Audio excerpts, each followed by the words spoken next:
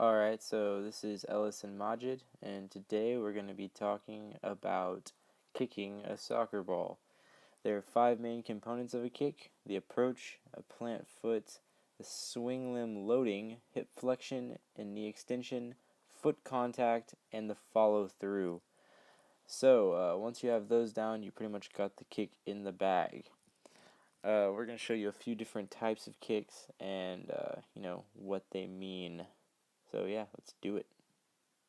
So here's me going through the motions 3 times. The first 2 times I'm just showing the first 4 steps, and then the last time you'll see the full motion with the follow through. So right here, and there it is, follow through. Each process is pretty complex, but in order to keep a good time in this video, we're going to kind of break it into 3 different steps: the approach, the actual kick itself, and the follow through. Alright, so step 1 is going to be your approach, starting off with the core. This is going to include your abdominals, your psoas major, your recto spinae, and your spinal postural muscles. And basically this is going to provide stabilization and allow rotation to the left. Next is going to be the left hip. This is going to include your gluteus maximus and your hamstring group. And basically what this is going to do is extend during the run-up. Next is going to be your right hip, which is going to include your gluteus medius, your gluteus minimus, your hamstring group, and your abductor magnus. This is going to provide external rotation and eccentric extension in the right hip. Then comes the left knee. This is going to again include your hamstring group and your popliteus, and this is going to provide flexion in the left knee. After that, naturally, comes your right knee, which includes your quadricep group. And this is going to provide eccentric extension in the right knee. After that is the left ankle, which includes the plantar flexors and provides plantar flexion to the left ankle. Next is the right ankle, which also includes the plantar flexors and provides eccentric plantar flexion to the right ankle. Finally comes the right shoulder. This includes the middle and anterior deltoid and supraspinatus. And this basically creates abduction in the right shoulder. So that's pretty much the gist of the run-up, and that's for a left-footed run-up because I am left-footed myself. So next we'll talk about the actual kick. Alright, so first we're talking about the core again. This is going to include your abdominals, your psoas major, your recto spinae, your spinal postural muscles, and especially your latissimus dorsi. And basically this is going to provide stabilization and rotation when you're actually kicking the ball. So next is going to come your left hip. It's going to include your tensor fasciae latae, the rectus femoris, your psoas, your iliacis, your sartorius, and the abductor group. And this is going to provide internal rotation again and flexion. Then on the other side of the body you got the right hip. This is going to include the gluteus maximus, the hamstring group, and your abductor magnus. And this is going to do some extension on the inside.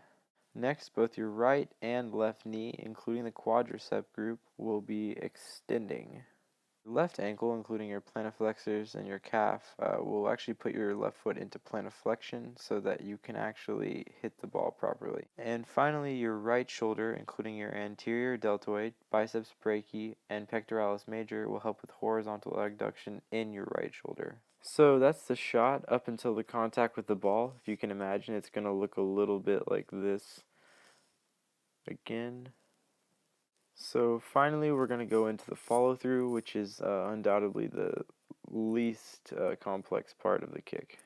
So the first step of your follow through is going to happen in your left hip. It's going to include your hamstring group, your posterior fibers of your gluteus medius, the quadratus femoris, the piriformis, and the gluteus maximus.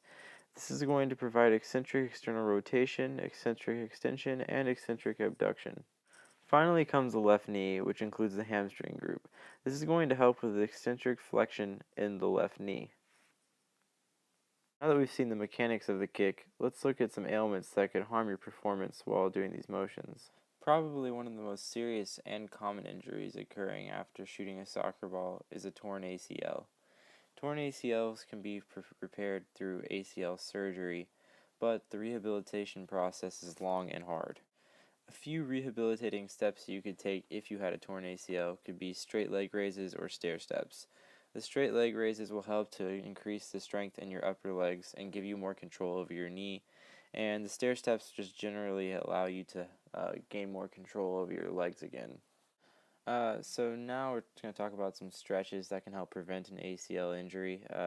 Number one, I think the most important is probably the calf stretch, something that I perform a lot before we play.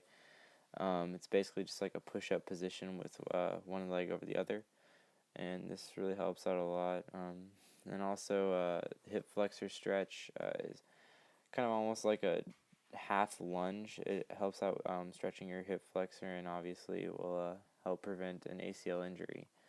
One other one that you might want to try is an inner thigh stretch, and this is basically just going to be a basics on the ground, leg spread, and you're going to lower yourself to the center of your, basically the center in between your legs, and this is going to help you stretch out anything that could happen in between.